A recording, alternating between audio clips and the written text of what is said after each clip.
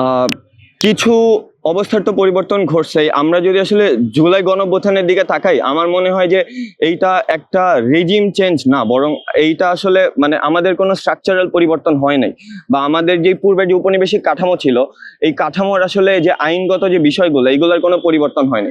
আমরা যদি আসলে শেখ হাসিনার ফ্যাসিস্ট হয়ে ওঠার পিছনের যে কারণটা, এটা যদি খেয়াল করি, তাহলে আমরা দেখব যে আমাদের দেশে যে বিচার ব্যবস্থা, আমাদের দেশে যে আইন ব্যবস্থা এবং আমাদের দেশের যে শাসন ব্যবস্থা, এই তিনটা ব্যবস্থাই তিনি আসলে একা কুক্ষিগত করছিলেন।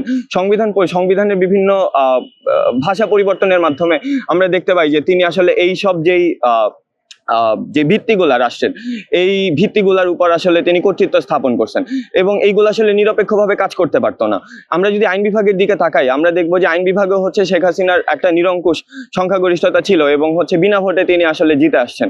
এবং সেই প্রেক্ষাপটে তার যেই আসলে এমপি মন্ত্রী মিনিস্টাররা ছিল, তারা হচ্ছে নিজেদের মতো করে একটা আসলে আইন বাস্তবায়ন করে নিত, বা আসলে পাশ করে নিত। তো সেই প্রেক্ষাপটে আসলে জনগণ আসলে ওই আইন বিভাগ থেকে বিচ্ছিন্ন হয়ে পড়ে, কারণ জনগণ তো আসলে ওই মানুষগুলাকে ভোট দেয় নাই যারা পার্লামেন্টে গিয়ে আইন পাশ করতেছে। সুতরাং তারা আসলে কাদের জন্য আইন পাশ করতেছে? অবশ্যই আসলে এজেন্সির জন্য কিংবা কর্পোরেটের জন্য, তারা আসলে যারা আসলে তাদেরকে ফান্ড করতেছে। তো সেই প্রেক্ষাপটটা যদি আমরা খেয়াল করি, এছাড়াও বাংলাদেশের যে প্রশাসনের কথা যদি খেয়াল করি, বাংলাদেশের প্রশাসন একেবারে শেষ। আমরা যদি গণঅভ্যুত্থানের পূর্বে 15 বছর দিকে খেয়াল করি, সে একটা নিপীড়নকারী একটা প্রশাসনে পরিণত হয়। আমরা জানি যে প্রশাসন আসলে কি, প্রশাসনের কাজ কি? তাদের কাজ আসলে জনগণকে সহযোগিতা করা, বা জনগণের সাথে একটা সহযোগিতামূলক সম্পর্ক স্থাপন করা। কিন্তু তারা আসলে জনগণের উপর কর্তৃত্ব স্থাপন করতে আসছেন, তারা আসলে জনগণকে নিপীড়ন করতে আসছেন। এবং মানুষ যখন আসলে তাদের অধিকারের কথা বলতে আসছে, তাদের অর্থনৈতিক অধিকার, রাজনৈতিক অধিকার এবং সামাজিক অধিকার, ভাষাগত অধিকার, বিভিন্ন অধিকার যখন মানুষজন নিশ্চিত করতে আসছে, বা ওই জন্য তারা যখন কথা বলছে, তাদেরকে বাকরুদ্ধ করা হয়েছে। আমরা দেখছি যে একজন কার্টুনিস্টকে জেলের মধ্যে হত্যা করা হয়েছে, টর্চার করা হয়েছে দিনের পর দিন। আমরা আয়নাঘরের কথাগুলো জানি, যদিও আয়নাঘরকে আমি দেখি একটা মিথ হিসাবে, বরং যদি এটাতে সামগ্রিকভাবে খেয়াল করি যে এটা একটা বিভীষিকাময় একটা অবস্থা তারা তৈরি করছেন, যে দিনের পর দিন অনেকগুলা মানুষকে তাদের শুধুমাত্র বাকস্বাধীনতার কারণে বা একটা কথা বলার কারণে, তাদের অধিকার চাওয়ার কারণে তারা আসলে আটকে রাখা, তারপরে হচ্ছে নির্যাতন করছেন দিনের পর দিন। তো আমরা আসলে চাই না যে এই অবস্থাটা আসলে থাকুক ভবিষ্যতেও। তো আমরা যদি আসলেই সংস্কারটা চাই, তাইলে আমাদের আসলে কাঠামোগত সংস্কারের দিকে খেয়াল করতে হবে, এবং আমাদের দেখতে হবে কেমনি আসলে আমরা ওই যে উপনিবেশিক কর্তৃত্ববাদী বা নিপীড়নকারী যেই কাঠামো, ওই কাঠামো থেকে বের হয়ে আসলে জনগণের একটা কাঠামো তৈরি করতে পারি, বা নয় গণতান্ত্রিক একটা কাঠামো তৈরি করতে পারি, যেখানে আসলে মানুষের বাকস্বাধীনতা থাকবে, এবং আইন বিভাগ, শাসন বিভাগ, বিচার বিভাগ প্রত্যেকটা নিরপেক্ষভাবে তার ভূমিকা পালন করবে, এবং একটা আরেকটার উপরে হস্তক্ষেপ করবে না।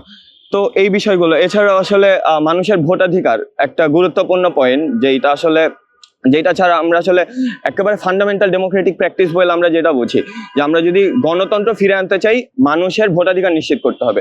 এবং সেই ক্ষেত্রে আমার মনে হয় অন্তর্বর্তীকালীন সরকারের একটা কাজ করার জায়গা আছে, এবং বাংলাদেশে আসলে রাজনৈতিক ঐক্যটা বর্তমানে খুবই প্রয়োজনীয় বলে আমি মনে করি।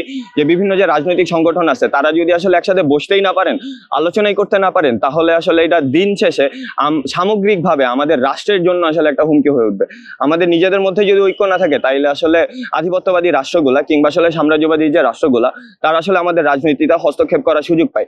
এই কারণে আমি মনে করি বাংলাদেশের যেই বড় বড় রাজনৈতিক দলগুলো আছে, এনসিপি থেকে শুরু করে বিএনপি কিংবা অন্যান্য যে সংগঠনগুলো আছে, ফার একেবারে রাইট সংগঠন কিংবা সেন্ট্রিক সংগঠনগুলা, আমার মনে হয় তাদের মধ্যে আমাদের মধ্যে অনেক দ্বন্দ্ব থাকতে পারে, কিন্তু আমাদের আসলে কমন জায়গাগুলো খুঁজে বের করতে হবে, যেখানে আসলে আমরা একসাথে কাজ করতে পারি এবং একসাথে আমরা একটা সুস্থ নির্বাচনের দিকে আগাইতে পারি আসলে। এবং জনগণের যে ক্ষমতা, সেটা আসলে জনগণের হাতে ফিরিয়ে দিতে হবে, জনগণের কাছে, এবং এটার একমাত্র মাধ্যম আসলে একটা সঠিক এবং সুস্থ নির্বাচন।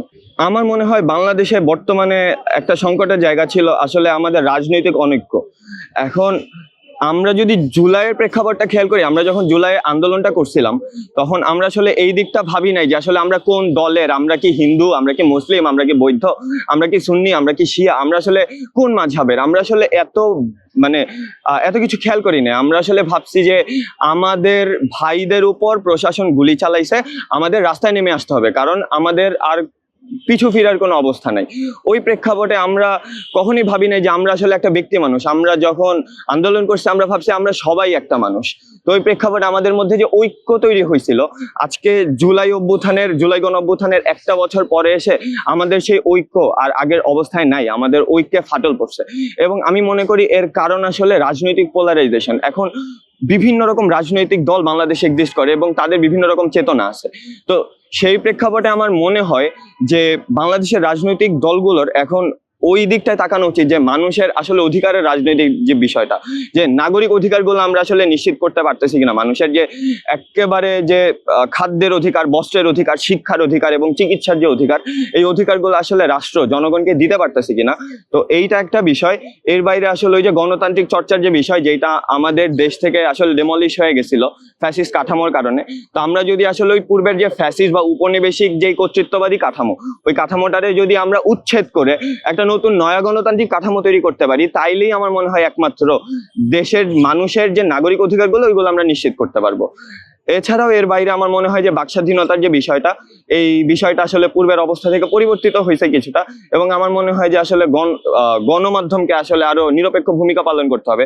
তার আসলে শ্রেণীগত জায়গায় কাজ করার আছে তার। সে যদি আসলে ওই যে স্ট্রাকচার কিংবা এস্টাবলিশমেন্টের পক্ষে না, যে বরং সে যদি আসলে গণমানুষের কথাটা বলে, আমার মনে হয় এইটা আসলে সবচেয়ে ভালো হবে তার জন্য এবং আসলে দেশের মানুষের জন্য।